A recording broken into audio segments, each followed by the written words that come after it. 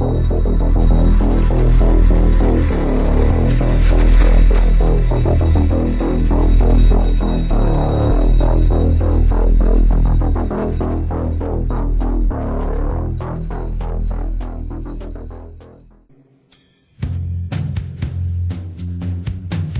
name is Nassime Sabs.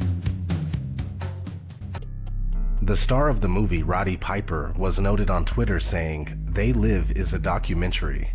This was roughly 2 years before he died in 2015. Of course he was joking, at least a little bit, right? This movie is one of those rare subversive stories that forces viewers to question their world and their surroundings. Because despite the fact that the movie is about ghoulish aliens, it communicates truths to the viewers that are only alluded to in mainstream movies. In fact, looking deeper into the storyline, one might realize that there's probably more science than fiction in this story. Are the aliens in the movie an imaginative way to portray the world's elite, those who secretly run the world, those that we call the Illuminati? Let's revisit this cult classic and see how it describes the hidden rule of the elite. Right from the beginning, as we see Nada walking around Los Angeles with his backpack, the movie sets a particular mood. Something is not quite right. There is a sense of impending doom in the air. Poverty is rampant, helicopters fly all around the city, and street preachers speak of soulless beings that rule the world. They have taken the hearts and minds of our leaders. They have recruited the rich and the powerful, and they have blinded us to the truth. Our human spirit is corrupted. Why do we worship greed? Because outside the limit of our sight, feeding off us, perched on top of us from birth to death, are our owners. Our owners, they have us, they control us, they are our masters.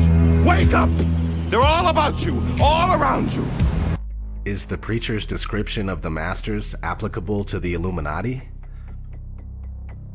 As we follow Nada's aimless drifting across the city, the camera often focuses on people gazing blankly at television screens, mindlessly absorbing the feeble messages it communicates. Regular Joes appear to truly enjoy their television shows, until an obscure organization hacks the airwaves to broadcast subversive messages about the hidden rulers of the world. Natural looking, easy to apply nails, pre-colored in 7 luscious hues. Just... Our impulses are being redirected. We are living in an artificially induced state of consciousness that resembles sleep. Oh, goddamn hacker, that second time night that asshole's cut in. The movement was begun 8 months ago by a small group of scientists who discovered, quite by accident, these signals being sent through...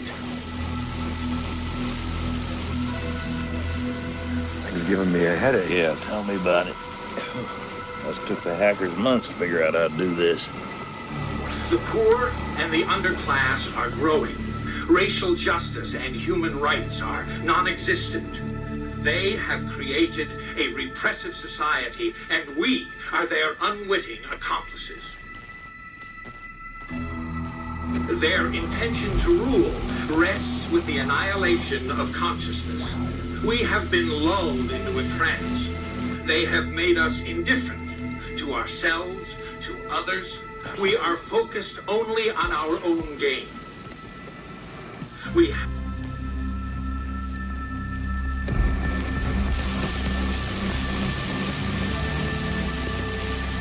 Please understand, they are safe as long as they are not discovered. That is their primary method of survival. Keep us asleep, keep us selfish, keep us sedated.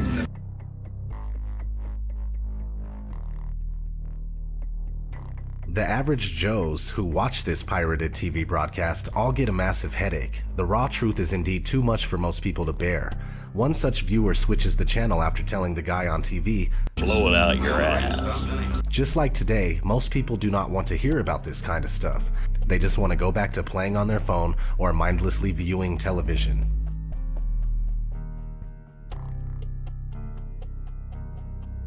Nada realizes that the street preacher and the man on television are connected through a local church. When he sneaks into the church, he discovers that it's actually the headquarters of an underground organization. On a wall inside the church is written, "They live, we sleep," a phrase that describes the fundamental difference between the elite and the masses. Those in power know the truth about the world and possess the means and power to truly live. The rest of the population is sedated, dumbed down, and manipulated into a zombie-like state in order for it to be easily manageable. Nada learns that the rebellious organization is attempting to recruit people to take down the rulers. However, a few days later, Nada sees just what happens to those who plot against those in power.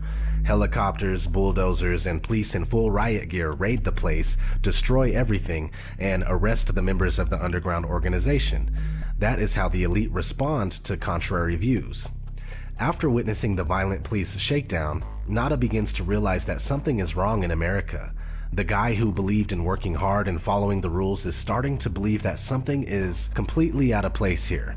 Determined to learn more, Nada re-enters the church and finds a few interesting things. First, "They live, we sleep" has been painted over. They don't want that message to be known. More importantly, Nada discovers a box full of sunglasses. While the sunglasses appear on the surface to be worthless, they actually provide Nada with the greatest gift of all, the truth. When he has the sunglasses on, Nada sees through the smoke and mirrors projected by advertisement and mass media. He only sees the core of their message and the only reason why they exist. No matter which magazine Nada flips open, he sees the same subliminal messages, which tells a lot about the true function of celebrity and fashion magazines. Despite the fact that they are all different, they all ultimately serve the same purpose, to reinforce messages from the elite to the masses. Nada also quickly understands the truth about money. It brings a whole new meaning to the phrase, "In God we trust." Nada's most shocking discovery concerns the people around him. Some people are not human. They are from another race that has infiltrated society. Nada realizes that they are everywhere and that they hold positions of power, like this politician giving a speech on television.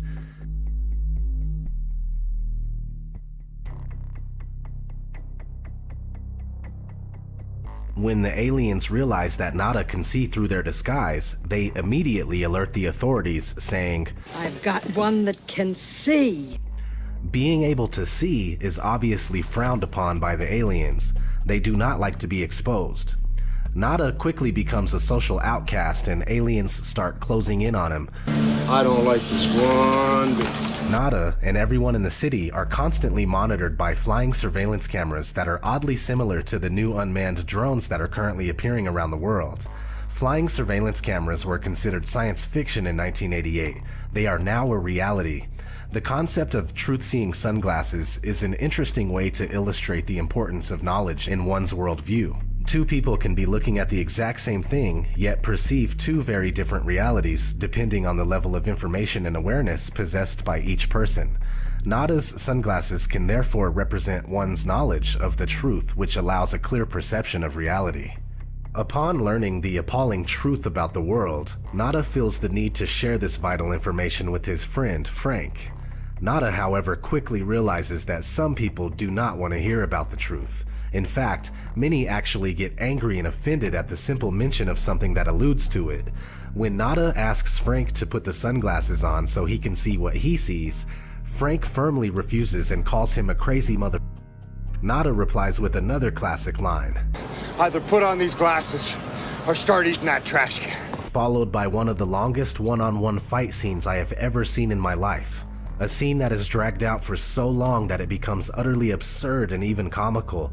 While the scene maybe appears ridiculous, it says something about the difficulty of making regular average people wake up from their blissful ignorance. Frank finally sees the truth. All it took was Nada to beat the crap out of him, sticking the sunglasses on his face against his will and forcing him to look around. Yes, convincing other people of the truth can be a hard task. The two bros are then invited to a secret meeting of the underground organization that is attempting to rid the Earth of aliens. During the meeting, Nada and Frank are given truth-seeing contact lenses. The sunglasses gave truth-seers a nasty headache, especially when they are taken off. When first exposed to the truth, adapting to the new reality can indeed be difficult, and even painful. However, after a while, it becomes a seamless part of a person, a little like wearing contact lenses. Nada and Frank also learn that humans are being recruited by the aliens in exchange for wealth and power. As the leader of the underground organization says, most of us just sell out right away. it is rather easy to make a correlation between the movie and the actual politicians and celebrities we've seen in the past who readily sell their soul to the Illuminati in exchange for wealth, power, and celebrity status. However, the meeting doesn't last long as the police barge in and start shooting everyone in there. They are designated as a terrorist organization by the elite. Nada and Frank manage to escape and accidentally find themselves behind enemy lines in the aliens' underground base. While exploring the alien base, Nada and Frank stumble upon a party thrown by the aliens for human collaborators to thank them for their partnership. Although humans will never be considered equals to the aliens, those who sell out to them get monetary benefits, much like those who are not part of today's elite who nevertheless sell out to push the elite's New World Order agenda. Our projections show that by the year 2025, not only America, but the entire planet will be under the protection and the dominion of this power alliance. The gains have been substantial, both for ourselves and for you, the human power elite. Frank and Nada then discover the source of the aliens' brainwashing signals, a television studio. The aliens use the network to broadcast hypnotic and subliminal signals to humans, blinding them from the truth about their rulers and the world.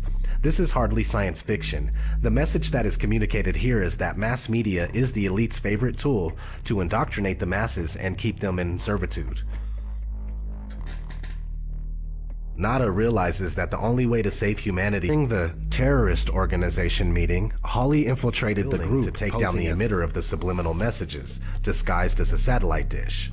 Indeed, without an elite-controlled mass media, indoctrinating the masses will be a lot more difficult. So Nada and Frank start shooting their way towards the roof. Not an easy task. Nada met Holly Thompson, a Cable 54 network executive, at the beginning of his wild rampage. While this lady appeared to be nice at first, she tried to mislead, deceive, and even kill Nada during his quest.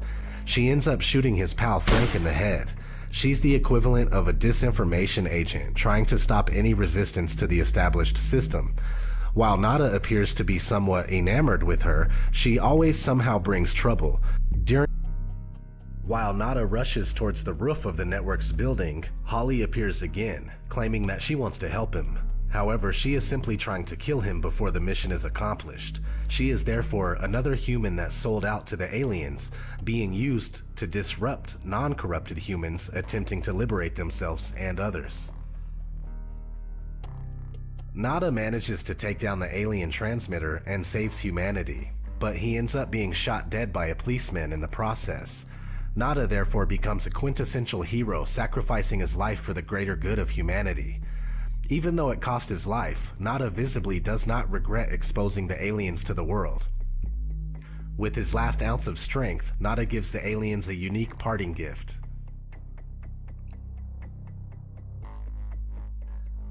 Once the aliens' satellite dish is down, the masses are able to see the world as it is. The aliens' ugly faces are exposed to the world. TV viewers all over now realize that those giving the daily news were also those who... As the years have gone by, this movie's message has become increasingly relevant and freakishly realistic. In the movie, the rulers are portrayed as a completely different race that perceive humans as inferior, something that can easily be correlated to the attitudes of the bloodlines of the Illuminati, or even the Zionist Jews that refer to all non-Jews as Goyim. Working behind the scenes, this secretive elite constantly work towards a creation of a worldwide system that would serve its interests, a new world order, ruled by a one-world government. To facilitate the ruler's work, the masses are kept in the dark and are distracted with the fake puppet show that is politics, and the no independent thought programming that is the mass media. They Live can indeed be interpreted as a documentary on the thorough and systematic conditioning of human experience in order for a hidden elite to covertly control, manipulate, and exploit the masses.